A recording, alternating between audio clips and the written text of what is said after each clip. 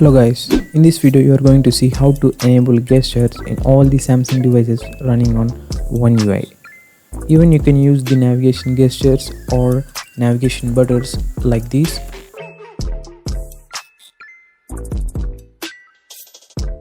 And by the way, if you are feeling this video helpful, please consider like and subscribing my channel. To enable this, go to the settings and scroll down and select the display option. In display, scroll down and you will find a option called navigation. So there you will find two options. One is for buttons as well as gestures. Even you can select whatever you want. Now I am selecting the gestures. So if you observe, on the bottom there are no buttons at all and the gestures are enabled.